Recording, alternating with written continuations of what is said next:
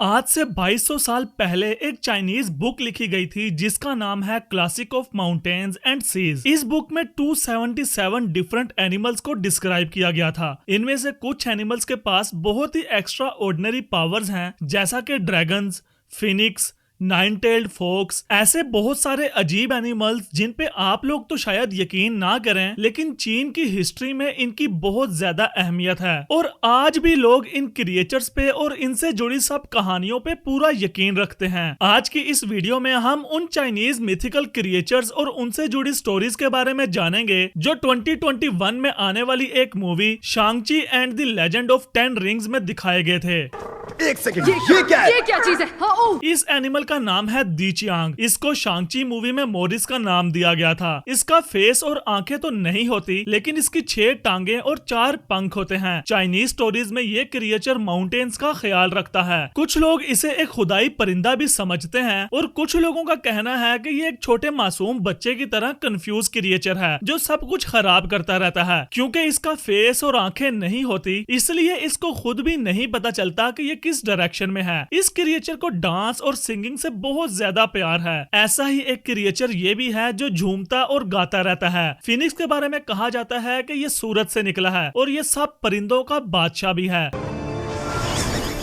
बाप रे, उन उड़ते पंछियों ने तो आग लगा दी। फिनिक्स को एक पॉजिटिव मिथिकल क्रिएचर के तौर पर देखा जाता है। कहा जाता है कि जिस जगह पे ये नजर आ जाए तो इसका मतलब है वो जगह जन्नत की तरह पीसफुल है। फिनिक्स का जो चाइनीज नेम है ये 2 वर्ड से मिलकर बना है। फर्स्ट वर्ड का मीनिंग है मेल बर्ड और सेकंड वर्ड का मीनिंग है फीमेल बर्ड। मतलब फिनिक्स मेल बर्ड और फीमेल बर्ड दोनों का मिक्सचर है। ये रिप्रेजेंट करता है मेल और फीमेल में इक्वालिटी को और इन दोनों के बीच अमन को। मतलब फीमेल और मेल दोनों की क्वालिटीज इक्वल हैं। दोनों इक्वल रिस्पेक्ट डिजर्व करते हैं। ऐसा बिल्कुल भी नहीं है कि जेंडर की बेस पे कोई मेल डोमिनेंट होगा या फिर फीमेल डोमिनेंट होगी। और फिनिक्स के बॉडी पार्ट्स सोसाइटी की डिफरेंट चीजों को डिस्क्राइब करते हैं, जैसे कि दूसरों की हेल्प करना जब वो मुश्किल में हो, दूसरों पे ट्रस्ट करना, अपनी रिस्पॉन्सिबिलिटीज को पूरा करना और दूसरों के लिए सिंपैथी रखना। फिनिक्स के बारे में ये भी कहा जाता है कि ये परिंदा 100 साल के बाद खुद की आग में ही जलकर राख बन जाता है और फिर उसी से दोबारा पैदा होता है।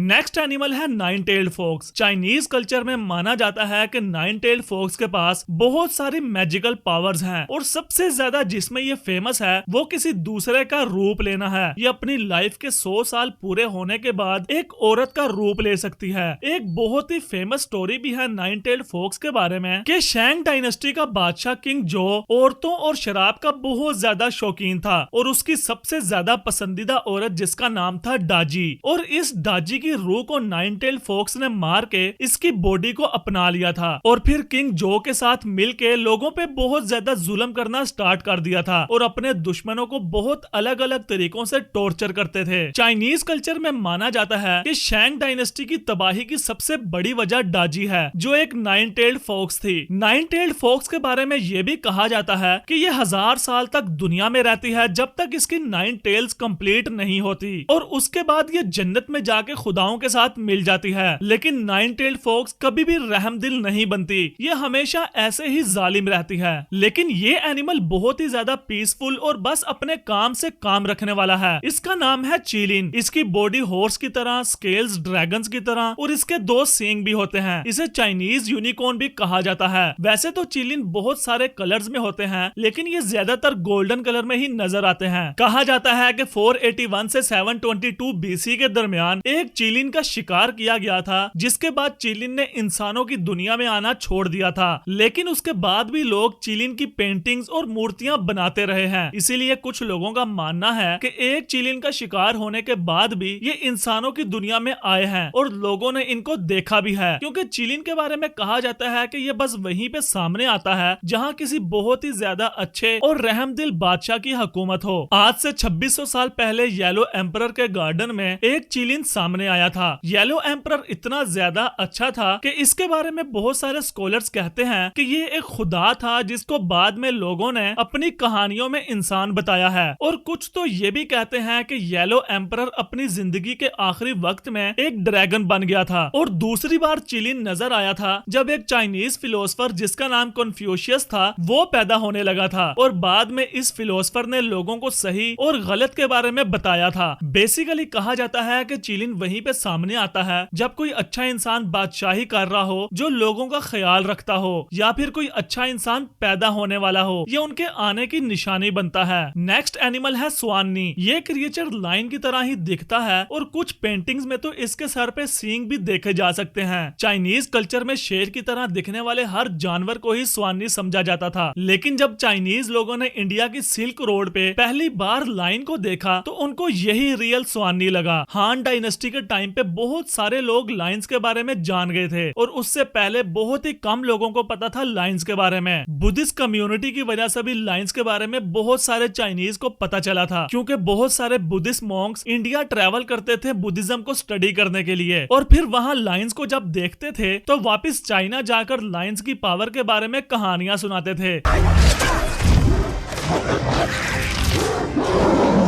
लेकिन ये स्वानी सिर्फ लाइन के साथ ही नहीं मिलाया जाता, बल्कि चाइनीज लोगों का मानना है कि ऐसा ही एक क्रिएचर जन्नत में भी बैठा हुआ है। स्वानी को हिफाजत का सिंबल भी समझा जाता है। चाइनीज लोग अपने टेम्पल्स या बिल्डिंग्स के गेट पे इसकी मूर्तियां बनाते हैं जिससे ये मानते हैं कि स्वानी हमें प्रोटेक्ट कर रहा है बुरी बलाओं से और बुरी ताकतों से। और स्वानी के बारे में ये भी कहा जाता है कि ये ड्रैगन्स के 9 बेटों में से एक है और इसे आग और धुएं से बहुत ज्यादा प्यार है। लेकिन चाइनीज कल्चर में सबसे ज्यादा फेमस है ड्रैगन। अगर आपको लग रहा है कि ये मुंह से आग फेंकता होगा या तबाही मचाता होगा जैसा कि बहुत सारी मूवीज में भी दिखाया गया है, वैसा बिल्कुल भी नहीं है। चाइनीज ड्रैगन्स पानी में रहते हैं और ये शैतानी ताकतों से लड़ने के लिए पानी का इस्तेमाल करते हैं। ड्रैगन्स को पानी में रहने वाले सब एनिमल्स का लीडर माना जाता है। ये बारिश और समंदर को भी कंट्रोल करते हैं। ड्रैगन्स अच्छे और बुरे दोनों किस्म के होते हैं, लेकिन ज्यादा ड्रैगन्स अच्छे ही होते हैं। अगर किताब के मुताबिक इनकी अपीयरेंस की बात की जाए तो इनकी बॉडी स्नेक की तरह होती है, स्केल्स फिश की तरह और सर कैमल की तरह। डिफरेंट किस्म के ड्रैगन्स बहुत सारे अलग अलग कलर्स के होते हैं। चाइनीज कल्चर में ड्रैगन्स की बहुत लंबी हिस्ट्री है। Classic of mountains and seas book में ड्रैगन्स को खुदा की सवारी भी बताया गया है, लेकिन अब ड्रैगन्स को एक अथॉरिटी का सिंबल भी माना जाता है। इसीलिए चिन डायनेस्टी के फ्लैग में एक ड्रैगन भी हुआ करता था। आपको तो शायद ये सब ख्याली क्रिएचर लग रहे होंगे, लेकिन आज भी चाइनीज लोग इन सब क्रिएचर्स पे बिलीव रखते हैं। और 2017 में चाइना के एक गांव में 60 फीट लंबा स्केलेटन मिला था जिसे ड्रैगन का बताया जाता है। बहुत सारे हिस्ट्री चैनल्स ने इस पे डॉक्यूमेंट्री भी बनाई है। आप इस सब के बारे में क्या सोचते हैं और आपका फेवरेट क्रिएचर कौन सा है, कमेंट्स में जरूर बताना। मैं ऐसे ही डिफरेंट एनिमल से रिलेटेड वीडियोस बनाता हूँ। अगर आपको इस टाइप का कंटेंट पसंद है तो मेरे चैनल को जरूर सब्सक्राइब कर लें। मिलते हैं नेक्स्ट ऐसे ही किसी इंटरेस्टिंग वीडियो में।